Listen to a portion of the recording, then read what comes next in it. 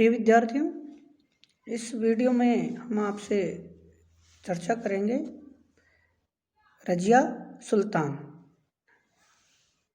इल्तुतमिश ने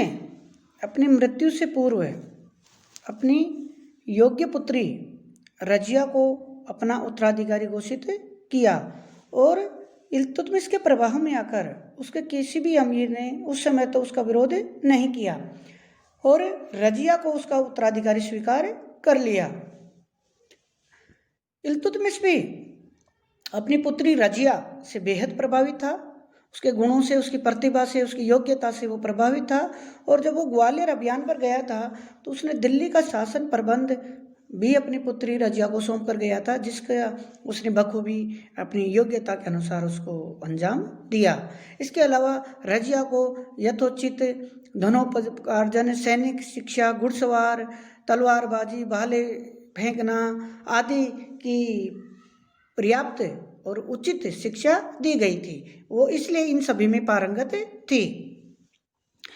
जब इल्तुतमिश की मृत्यु हुई तो इल्तुतमिश की मृत्यु के बाद 1236 में उसके जो अमीर थे उन्होंने एक स्त्री को दिल्ली की गद्दी पर बैठाना उचित नहीं समझा और उन्होंने रजिया को दरकिनार करते हुए, इल्तुतमिश की इच्छा को दरकिनार करते हुए रुकनुद्दीन फिरोज को गद्दी पर बिठा दिया। और रुकनुद्दीन फिरोज जो अयोग्य था, अल्पवयस्क था, उसके समय शासन की जो सत्ता थी, बागडोर थी, वो उसकी माँ शाह तुर्कान के हाथों में आ गई और शाह तुर्कान के अत्याचारों से पीड़ित होकर बहुत से लोग उससे असंतुष्ट थे और साम्राज्य की जो शासनिक प्रशासनिक जो पकड़ थी, पहुंच थी, जो शिथिल हो गई, कमजोर हो गई और चारों तरफ असंतोष उत्पन्न हुआ। तो रजिया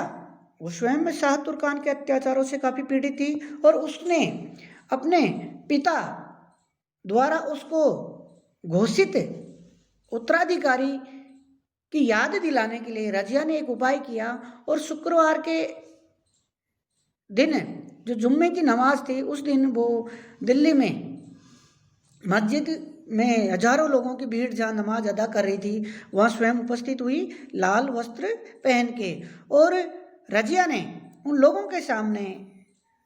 ये बात रखी कि वो मरहूम सुल्तान इल्तुतमिश की पुत्री रजिया है और उसने याद दिलाया कि किस तरह उसके पिता ने उसको उसका उत्तराधिकारी घोषित किया था और उसने शाह तुर्कान के अत्याचारों से उस प्रजा को, पब्लिक को, लोगों को प्रेरित किया, उनको याद दिलाया। और जब बड़ी बड़ी भारी भीड़ रजिया से प्रभावित होकर राजमहलों में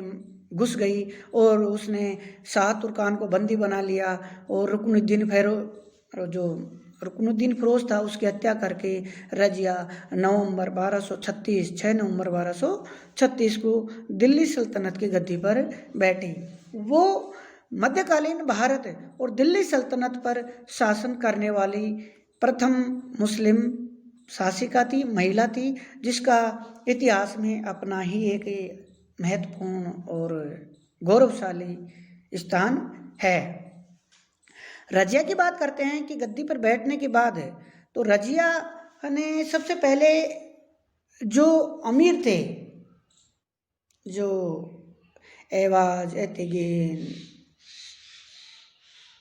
इनके नेतृत्व में जो इसको रजिया को दिल्ली सल्तनत की गद्दी पर नहीं चाहते थे, जिसमें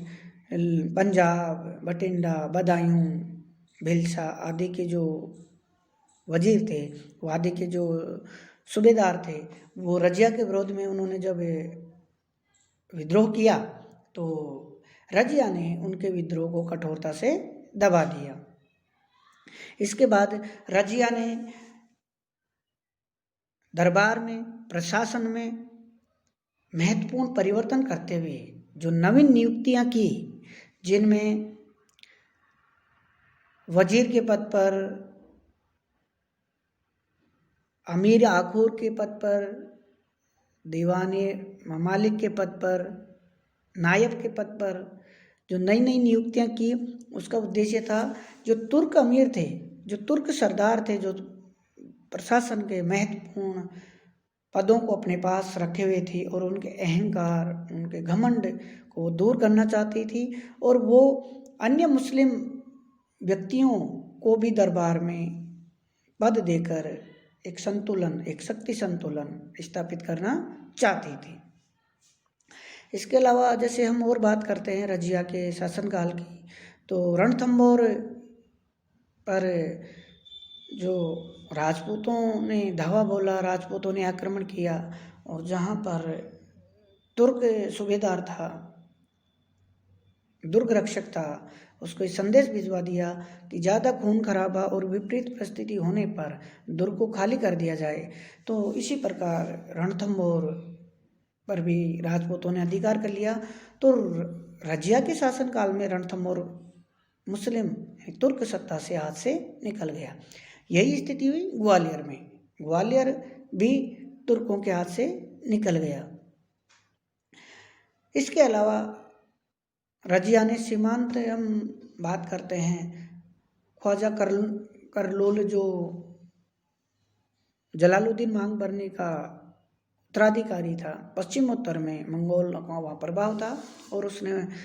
उसके खिलाफ सहायता मांगी, लेकिन रजिया ने अपने पिता की ही नीति का पालन करते हुए मंगोल आक्रमण में हस्तक्षेप करने से इनकार कर दिया। अब हम बात करते हैं कि रजिया सफल क्यों नहीं रही, या रजिया के विरुद्ध जो अमीर थे, जो सरदार थे,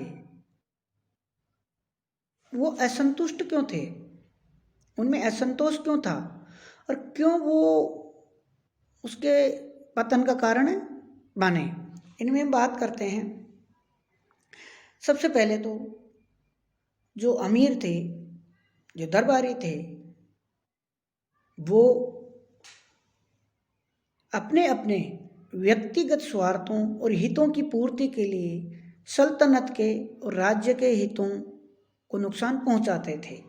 तो रजिया ने उन अमीरों और सरदारों के इस एकाधिकार को समाप्त कर दिया और उनके अहम को, उनके घमंड को काफ़ी चोट पहुंचाई और उनकी मनमानी नहीं चलने दी, इसलिए वो उससे नाराज थे। दूसरा कि रजिया पर्दा त्याग करके स्त्री वेश, यानी जो महिलाएं वस्त्र धारण करती थी उनका त्याग करके टोपी, कोट, यानी पुरुष वाले कपड़े धारण करना, पर्दा त्यागना, गद्दी पर बैठना, न्याय करना, फरियाद सुनना, घोड़े पर बैठना, ये सब अमीरों को चुभती थी। जो सनातनी मुस्लिम थे, कट्टरपंथी रूढ़िवादी मुस्लिम थे, वो रजिया के इन कार्यों से नाराज थे, असंतुष्ट थे और वो रजिया की इन गतिविधियों के सख्त खिलाफ थे। तीसरा, जो अमीर अपने व्यक्तिगत स्वार्थों की पूर्ति में, लिप्साओं में लगे रहते थे, रजिया ने ऐसे स्वार्थी, व्यक्तिवादी जो तत्व थे, जो राज्य के लिए अहितकारी थे, नुकसानदेह थे, उन तत्वों को भी कठोरता से उनका बहिष्कार किया और उनको दबाया। तो ये जो स्वार्थी तत्व थे वो भी रजिया के खिलाफ हो गए। इसके अलावा चौथा कारण था कि जो अबिसिनियाई हबशी था, याकूत, उस याकूत के प्रति रजिया का विशेष लगाव था, विशेष स्नेह था, जिसको कुछ विद्वानों ने ये भी कहा है कि वो याकूत से प्रेम करती थी या उसने याकूत से विवाह कर लिया था और उसको, अबिसिनियाई हबशी को, अमीर आखुर जो अश्वशाला का प्रधान बना दिया। इससे भी जो तुर्क दरबारी, तुर्क अहम था, उसको काफ़ी चोट पहुंची होगी और वो कट्टरपंथी मुस्लिम उससे भी नाराज था। जो भी उसके पतन का कारण बना। जैसे कि इतिहासकार लेनपुल भी कहते हैं कि रजिया में शासकोचित, यानी शासकों में जो उचित है, वो जो जरूरी है, वो सभी गुण उसमें निहित थे। कुशल शासिका, सैनिक योग्यता, लोगों के साथ न्याय से पेश आना, विद्वानों का आश्रय देना। लेकिन पुरुष योनि में जन्म लेना ही उसका बड़ा अपराध था, बड़ा अवगुण था, बड़ी अयोग्यता थी, जो उसके समस्त योग्यताओं के सामने भारी पड़ा और उसके पतन का कारण बना। ऐसी बात मिनहाज कहता है, तत्कालीन इतिहासकार मिनहाज उस सिराज, जिसने तबकात नासिरी में रजिया की योग्यता, प्रतिभा और उसके गुणों की काफ़ी तारीफ करता है मिनहाज, और कहता है कि वो कुशल शासिका थी, योग्य थी, कुशल सैनिक थी, उदार थी, न्यायप्रिय थी, विद्वानों की आश्रयदाता थी। लेकिन स्त्री होना ही उसका सबसे बड़ा अवगुण या अयोग्यता थी, और वही उसके पतन का कारण बना। प्रिय विद्यार्थियों, सबसे बड़ा जो इश्यू हम इसमें निष्कर्ष रूप में हम देख सकते हैं, जो रजिया के पतन का कारण बना, एक तो आप निष्पक्ष मूल्यांकन की हम बात करते हैं तो सबसे बड़ा जो कारण है वो है पुरुषवादी मानसिकता, रूढ़िवादी सोच, जो कहीं न कहीं योग्यता, प्रतिभा से बढ़ के उनके अहम के लिए ज़्यादा जरूरी था कि महिला, एक स्त्री जिसको घर की चार दीवारी में, पर्दे में रहना चाहिए, वो पुरुष के रूप में आए और वो आकर दरबार में बैठे और पुरुष पर शासन चलाए। ये उनके अहम को एक बड़ा यानी गहरी चोट थी। तो सबसे बड़ा जो इश्यू तो वो था, और दूसरा था, सबसे महत्वपूर्ण ही दूसरा कारण था, वो था व्यक्तिगत स्वार्थ और महत्वाकांक्षा। जब राज्य, देश और सल्तनत के स्थान पर व्यक्तिगत स्वयं के तुच्छ हित, स्वार्थ सर्वोपरि होंगे, उनको सर्वोच्च महत्व दिया जाएगा, तो ऐसा ही होगा। और उन लोगों ने जो एतिगेन, याकूत, इख्तियारुद्दीन, एवाज, ये आदि के जो विद्रोह हुए, अल्तूनिया, ये सभी ऐसे ही स्वार्थों में लिप्त थे, जिनको सल्तनत, राज्य, देश के हित से परे अपने हित और स्वार्थ लगे, और इसलिए उन्होंने रजिया का विरोध किया, उसके खिलाफ विद्रोह किया। और आप देखते हैं कि याकूत की हत्या कर दी जाती है, और जो पंजाब का सूबेदार, गवर्नर, वहाँ से विद्रोह की शुरुआत होती है। बदायूं, भीलसा, भटिंडा, सभी के जो विद्रोही तत्व रजिया के खिलाफ इकट्ठे हो जाते हैं। और जब याकूत की हत्या के बाद रजिया के पास कोई चारा नहीं रहा, तो उसने हारी हुई बाजी को जीतने के लिए अल्तूनिया के साथ विवाह करके